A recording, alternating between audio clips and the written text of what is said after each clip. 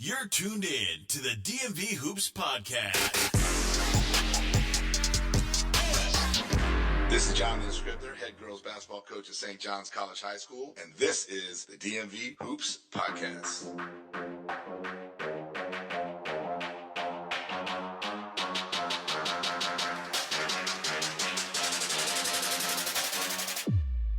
Welcome to the DMV Hoops Podcast, the DMV's home for high school basketball. Hosted by Kurt Cross and featuring Chelsie Cross. We bring you the latest news, interviews, rankings, recruiting buzz, and standout performances from the public and private school basketball scene across Washington, D.C., Maryland, and Virginia. Stream us on Spotify, iHeartRadio, Apple Podcasts, Amazon Music, Buzzsprout, YouTube, and everywhere podcasts are heard. Now, let's get into it. Here's your host, Kurt Cross. Welcome to the DMV Hoops Podcast. I'm Kurt Cross, and as always, she is Chelsie Cross. We're at the Capital Hoops Summer League at DeMatha. This is an unexpected interview. I interrupted my Lito's Pizza for this interview, so y'all know I must want this young man on the podcast.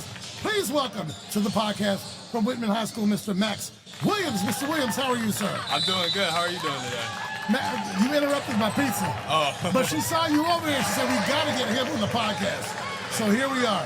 Max, I believe that people should know the things that are said that they may not have heard about.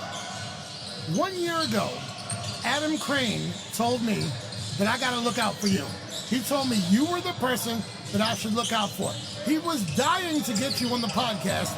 And I'll be honest, I'm like, I don't know the kid. I don't know if he's going to be a good interview. Adam, we'll get to him at some point, and the summer got away from us and we didn't. Now we have you on the podcast for good reason. You were all counting, right? Yes. You were honorable mention All-Met, right? Yes. Named to the state list, right? Yes. And you're playing in a program that every year seems to find themselves on the biggest stage either at the University of Maryland or at UMBC, right? Yes, sir. They're Yes, both sir. University of Maryland, but either College Park or up in Catonsville. Yes, sir. You transferred from Gwynn Park. Yes, I did, yeah. You're in your last year. Yeah. What does Mr. Williams have to accomplish this year? I feel like this year, I've been there twice, so I feel like we guys got to get that state championship, get the exclamation point. That's what we're trying to do this year. That's our big goal. You gotta talk more. I'm trying to eat my pizza. Oh, man. okay. I mean, Go yeah. ahead, Chelsea. What? So, as you mentioned, we saw you last summer league, and I'll admit, your game was a bit rough. Right. And I see you this summer, and it seems you're more solidified. It seems you know what you're doing. It seems your IQ improved. What did you work on in the off season, and what do you want to bring to your team that's a bit different in terms of leadership and your playing style this season?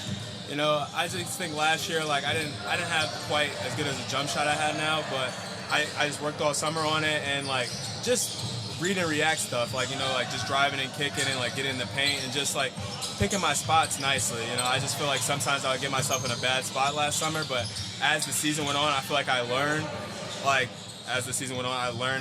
when was a good time to drive, when was not a good time to drive, looking before I go, and not just going and just trying to force my way to the paint and just trying to play a little bit more smooth.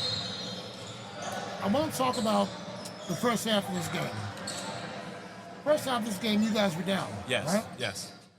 I saw you come out in the second half. Your team hit 4, 5 threes in a row. Yes, we did. You had at least two of those. I had 3. Down here? Yeah. His bad. My bad. What was that focus like in the second half? Because we all know, with no disrespect to any team, on paper and athletically and all that, you probably should beat Oxon Hill, right? Correct, yeah. What changed at halftime? You know, Oxon Hill's a good team. They were running their sets, really making us move in the first half. And I guess we underestimated them a little bit. But in the second half, we really focused up and, just got down. It started on the defensive end, turning them over, getting rebounds, getting on transition, living in the one shots. And I guess we just got hot at the right time. You know, I said we always take good shots, but we just started hitting them in the second half. By the way, he's wearing the wrong sweatshirt. He's got a Yankees sweatshirt on. That should be a Mets sweatshirt. Chelsea, what you got for the young man? Well, let's look at these stats a little bit. Not that stats are everything. I mean, in terms of points, you definitely had the most. You had 24 and 6. You guys out-rebounded Oxon Hill. I don't have your first half stats here, but what's the importance of rebounding to a game like this, especially when you were down at the half? Yeah, like rebounding, like it's big because like they can't get second chance points. Like we play good defense, and if they get the rebound, like they got another chance to score. So limiting second chance points when we play good defense is huge for us because we can get out in transition and turn those into immediate points and stuff. So there's your basketball IQ. He knows the game, right? We ask kids this all the time, and players this all the time. What is one thing? Tell me one thing you want to bring to your team in November that you didn't have last year.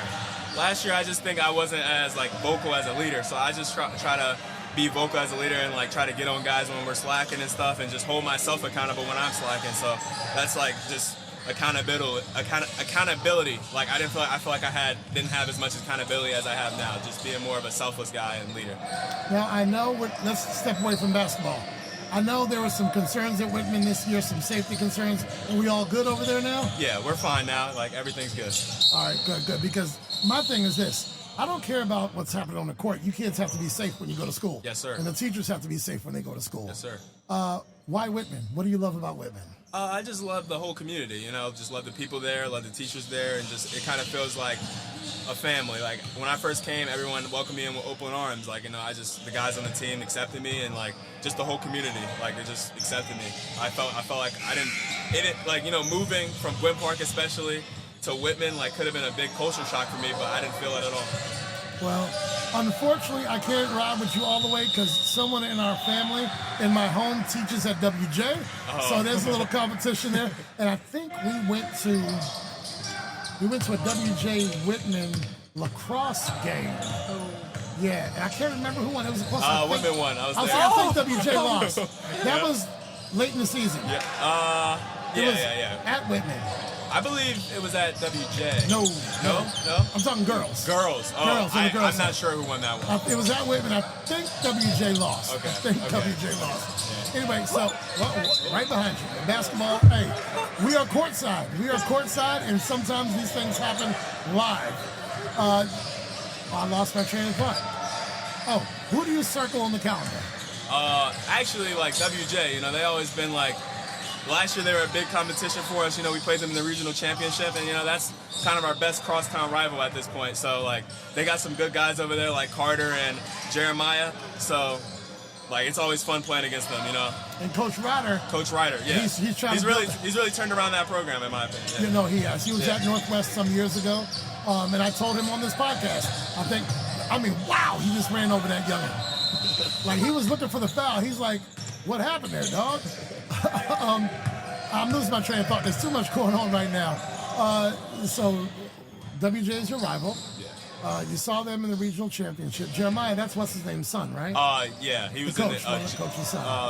It's kind of the coach's son. Yeah, I believe his dad played in the NBA. Junkyard Dog. Yeah. Yeah, he played in the NBA. Chelsea, what you got? So I haven't followed you guys super close. But I know that you guys played Landon, you guys played your MCPS teams, you guys played in some tournaments. What makes Summer League different than those outside of MCPS games? Just Summer League's more of it's kind of people. Okay. It's kind of we come in those games and we kind of get to play teams from different areas and just different type of play styles, and it's different for us. So I think when we play teams that we don't see often, it can help us, that just give us stuff we don't often see and just don't different experiences to help us play against the teams we do play all the time. Is the goal to play beyond high school? Yes, sir. All right. And what do we want to study beyond high school? I would like to be a business major in high school and college. If you didn't play basketball, what would be your sport? My sport? I'd say definitely football. I got you as a soccer guy. I don't know why. Really? I got you as a soccer guy. All right, let's have some fun here on this podcast. Which one of your teammates, if it wasn't you, game on the line, whose hands are you putting the ball in? Oh, that's a tough question. I would have to say, me personally, I'd probably put it in either one, or can I give two? Give two. All right, I'd probably put it in either three. I'll give it to Jack Wills, Brady Miller, or Rowan O'Brien. I feel like all three of them have three different things like they're good at. So I feel like in certain situations you can give it to in any of those three. But you could give it to Dowder too, because he's a mismatch for a lot of people with his speed and athleticism. He's probably the most athletic guy on our team, well, other than Max Wallen. But yeah, I just probably give it to one of those four, and it's like they all just give their own like give their own type of style, and like against certain teams, like one person might be better than the other, in my opinion. All right, I'm going to give you, now you only get to pick one. Okay.